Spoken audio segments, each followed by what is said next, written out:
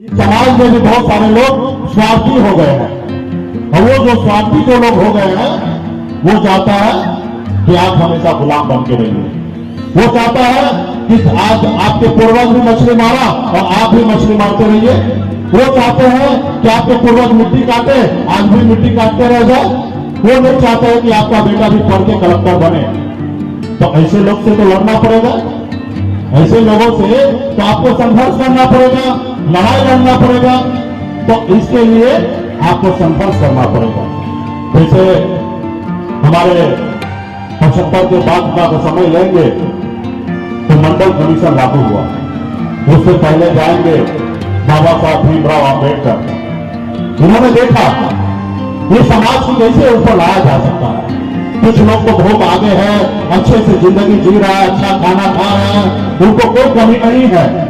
लेकिन एक लोग वो है जिसके पास कल क्या खाएगा उसके लिए व्यवस्था नहीं है और इस समाज में समानता नहीं बढ़ेगा।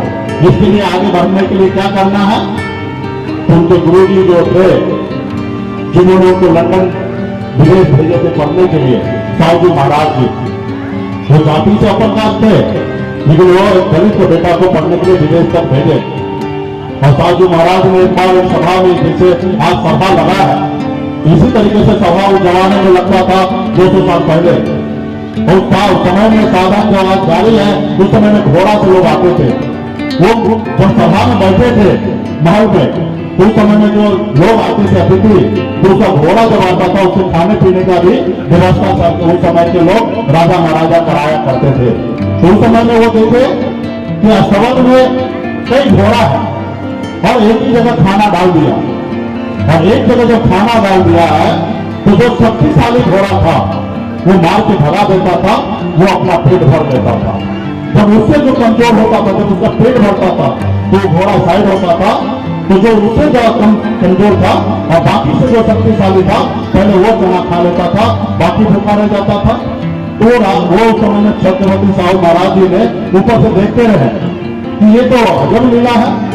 जिसको भूख लगा, जो कमजोर है उसको खाना ही नहीं मिल रहा है, और जो घोड़ा मजबूत है, सक्षम है, वो सबसे पहले खाना खा ले रहा है। तो उसने देखा कि ये तो विचित्र हालत है। तो उसके बाद जब संविधान लिखने का समय आया, बाबा साहब भीमराव अम्बेडकर जी संविधान लिख रहे थे, तो उन्होंने अपने अम्बेडकर साहब को बताया था कि हमने ऐसा देखा था। और फिर अम्बेडकर साहब ने देखा कि इस समाज को अगर ऊपर लाना है तो सबको अलग अलग घर पे रखना पड़ेगा, अलग अलग कैटेगरी में रखना पड़ेगा। जो कमजोर है उसके लिए आरक्षण का व्यवस्था करना पड़ेगा, सरकार की तरफ से विशेष फैसिलिटी देना पड़ेगा। और फिर देश में आरक्षण लागू किया गया। उसके बाद आपने देखा होगा 75 के बाद मंडल कमीशन लागू हुआ। आज कल्पना कीजिए कि हमारे पूर्वज आपके लिए, हमारे लिए लड़ाई नहीं लड़ते। आज ओबीसी के आरक्षण नहीं होता तो आज आप और हम कहां होते? कल्पना कीजिए, बाबा साहब भीमराव अम्बेडकर आज आरक्षण अगर दलित भाई के लिए, आदिवासी भाई के लिए अगर नहीं देते तो आज क्या होता? आज उनके पास विशेष एक्ट है, आज उनको कोई मारेंगे तो जाके केस कर देंगे तो हरिजन एक्ट लग जाएगा।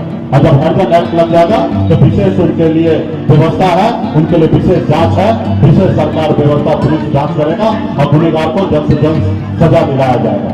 तो ये बाबा साहब ने किया। तो जो स्वार्थी लोग हैं वो नहीं चाहता है कि गरीब का कल्याण हो। आज हमारे समाज को बंगाल में आरक्षण मिला है, उनको मिल रहा है, दिन बेटा ननिया बड़ा निषाद के सभी जाति को, लेकिन बिहार में नहीं मिल रहा है, झारखंड में नहीं मिल रहा है, उत्तर प्रदेश में नहीं मिल रहा, फिर दिल्ली में मिल रहा है। तो मेरा मानना है कि जब देश एक है, देश के प्रधानमंत्री एक है, एक संविधान एक है, तो फिर हमारे साथ भेदभाव क्यों है? जरूरी है हम मजबूती से संघर्ष करें।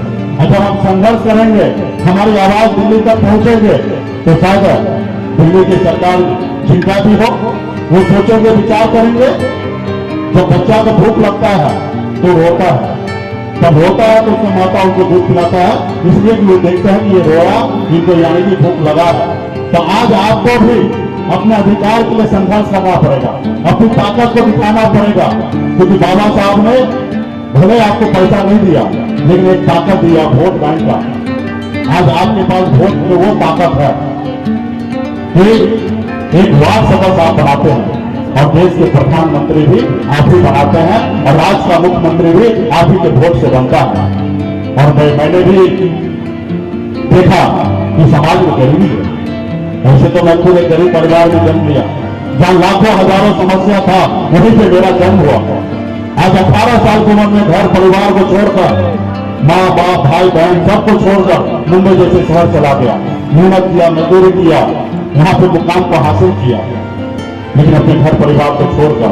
और जब मैं बिहार आया तो मैंने देखा लोग चांद पे घर बनाने के लिए सोच रहा है, लेकिन आज भी गरीब समाज को, मछुआरा समाज को धरती पर रहने के लिए घर नहीं है। और फिर मैंने मुंबई के ऐसे आराम की जिंदगी को छोड़ा। लोग गांव से निकल के शहर जाते हैं, मजबूरी होता अपने घर परिवार को छोड़कर शहर जाना, लेकिन मैं शहर जाने के बाद घर परिवार को मुंबई में छोड़कर आज आपके बीच में हूं, क्योंकि मैं चाहता हूं कि भले हमें तकलीफ हो, कष्ट हो, लेकिन कल हमारा आने वाला पीढ़ी बेहतर जिंदगी जिए और उसके लिए हम संघर्ष करेंगे। आज आप सब एहसास करते होंगे कि कितना कष्ट में जिंदगी आप जी रहे हैं। हमें जब पंडित जी मिलते हैं तो कहते हैं कि बेटा अच्छा कर्म करो और स्वर्ग, उसके ऊपर स्वर्ग मिलेगा। और हमारे बहुत सारे साथी ऊपर गए और आज तक हमको टेलीफोन करके बताया नहीं कि हम स्वर्ग में आए कि नर्क में आए। हमको आज तक किसी ने बताया नहीं। हमें उम्मीद करता कि कोई हमको फोन करके बताए कि वो स्वर्ग में गए कि नर्क में गए। मेरा मानना है इसी धरती पर स्वर्ग और नर्क है। यहाँ पे अगर गरीब है तो मान लीजिए आप नर्क में है, और अमीर है तो मान लीजिए स्वर्ग में है। अमीर है, आपके बच्चे को इलाज के लिए बुखार आया, इलाज करना है, अच्छे हॉस्पिटल में इलाज कीजिएगा, आपके बच्चे सही हो जाएंगे। और आप गरीब हैं, आपके बच्चे को तबीयत खराब होगा, आपके बच्चे इलाज के अभाव में तरफ तरफ के मर जाएंगे। और आप समझिए एक माँ, एक बाप होने का पीड़ा, एक दर्द आपको क्या होगा जब आपके बच्चे आपके गोद में नहीं होगा, तरफ तरफ के मर जाएगा। ये कैसे व्यवस्था को दूर करना है, इसके लिए आपको संघर्ष करना पड़ेगा। और इसके लिए ऐसी सरकार को बनाना पड़ेगा जो सरकार खास करके देश के चाहे जाति वर्ग, हर वर्ग में जो गरीब व्यक्ति है, अंतिम पायदान पे है, उनके लिए सोचना है। आज बताइए, इस देश में सब चीज बराबरी करने की बात हो रहा है। अभी हम सुन रहे हैं कानून के समान कानून ला रहे हैं, हर सभी जाति धर्म के लोग एक समान कानून में रहेंगे। मुझे लगता है कि आज से पहले जो कानून है ये बुरा भी नहीं है, रहा कि इसमें संशोधन करना तो सही बात है, समय के अनुकूल संशोधन भी होना चाहिए, इसका हम विरोध नहीं करेंगे। लेकिन ये जो है कानून तो सबके लिए अच्छा है। कोई भी व्यक्ति किसी को हत्या कर दे, उसका एक ही अंजाम है, फांसी। चाहे कोई भी जाति के लोग किसी को भी हत्या कर दे, उसका अंजाम एक ही है, फांसी, और वो मिलेगा। तो आप ये तो कर रहे हैं, लेकिन